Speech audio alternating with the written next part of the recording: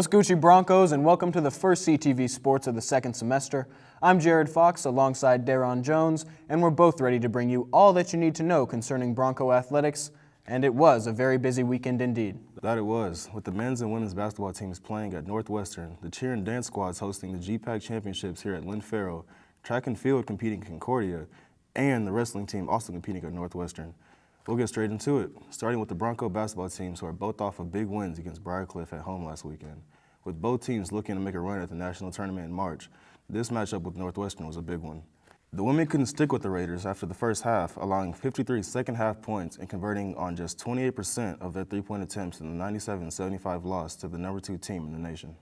On the men's side, 25 points from Bart Hiscock just wasn't enough, and the Red Raiders' Trent Hilbrand shot a perfect 7 for 7 from 3 as Northwestern prevailed 88-85 and split the season series between the two teams. With the losses, the women dropped to 16-11 on the season, and the men fall to 17-11. They finished the regular season with 2 home games, on Wednesday against Midland and Saturday against Dordt, games that will be huge for the Broncos as they try to make their final moves in the GPAC standings before tournament time. For the men, it'll be big to see if Kevin Miller is able to make a return. The star point guard has sat the last 4 games with an ankle injury, and they would love to have his athleticism back on the court for the rest of the season. The cheer and dance teams competed in the GPAC championships over the weekend at Lynn Farrell Arena after dance taking third 2 years in a row and cheer taking second 2 years in a row. Both teams look to finally break the streak and take home a title under the first-year head coach, Michaela Malafua. Both teams came up short of that goal, however, with the cheer team finishing 6th out of 7 with a score of 58.25, just a little over a point difference between them and the 5th-place Doane Tigers with 59.83 points. The dance team finished just 1 spot behind 3rd place and 4th with 64.67 points. Midland took home both team titles with a 69.92 team score in cheer and an 84.33 team score in dance. Honestly, I'm super proud of them. We've been dealing with adversity this whole season, with injuries and eligibility, and so having them perform their best, and I know that that was the best they gave, even with the falls and the touches in both cheer and dance. I know that that was all they could give me in that time and moment, and so I'm super proud of them. I'm super excited for the dance team. Getting 4th place is a great achievement for them and for any team, so I'm super excited. I know we have a lot more to grow. I know we need to clean some things up and got to change a few things, but that's just how any sport goes, and so I'm super excited for what's to come next.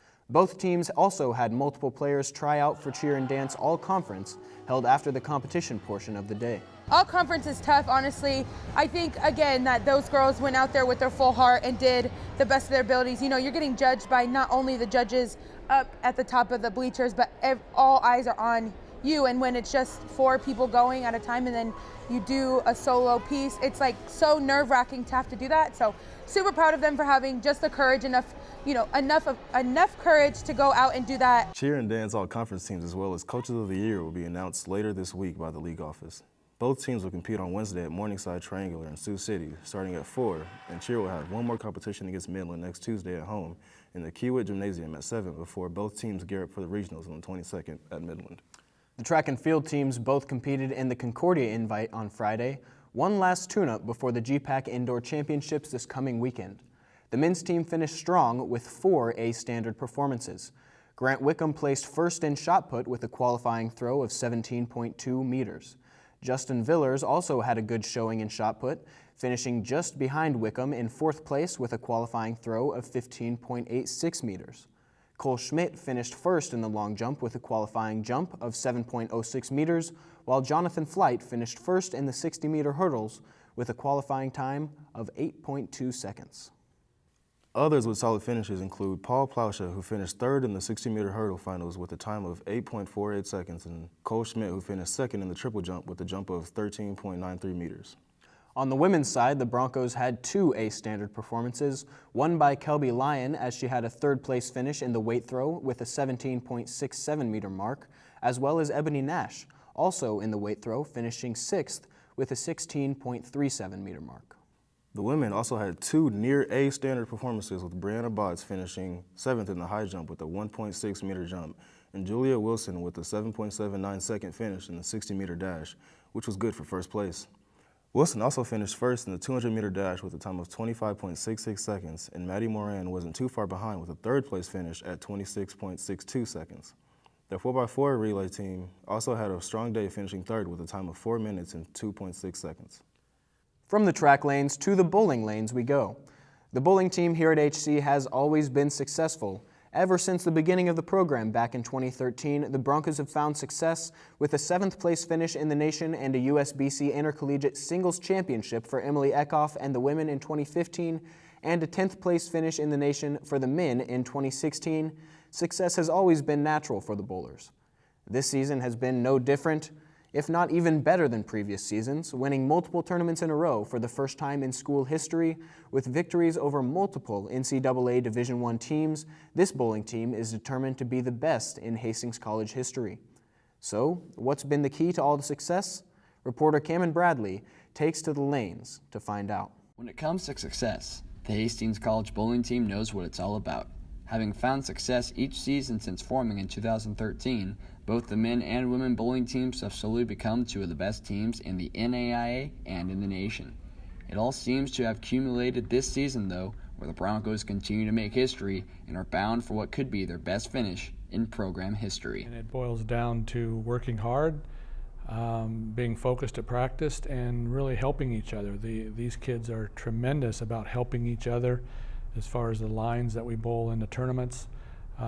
They really support each other, and that's the key. While bowling in big tournaments across the country, both teams have taken down multiple NCAA Division I opponents, schools with well over 20,000 people, compared to Hastings having an enrollment size of just over 1,100 students. Yeah, I think it's crazy just because, it shows that it doesn't matter how big or small your school is. It's the talent, it's the people that are working together, your team, and you can beat D1 schools even if you're a very small school. It just doesn't matter how big you are. It's, how well you work together and how you work to break down the lane together. What's the secret to the success? Coach Jerod thinks it might just be in the practice. And this year I added a tournament component to that, where we had mini tournaments during the week, where if kids were bowling really, really well the prior week, then I put them into the mini tournaments to challenge for the varsity spots. That has really helped us, because now when we go to tournaments, we've had our practices are so focused and intense that it boils over right into the tournaments. So the kids have bowled really relaxed all year, and I really think that it's because of the practices being intense. With the top 12 teams in the NAIA advancing to nationals in Topeka, Kansas from March 28th through 30th, and the men's team sitting at 12th, while the women sit at 6th, the Broncos have nearly 2 months to prepare for the biggest part of their season and to try and make even more history. Where we want to go, and we want to win nationals. I mean, that's our goal each and every year we set in August, is to go and win a national title. And we feel like this is the best team that we've had in the entirety of the program, and this is going to be our best chance to win a title. For CTV Sports, I'm Cameron Bradley, reporting.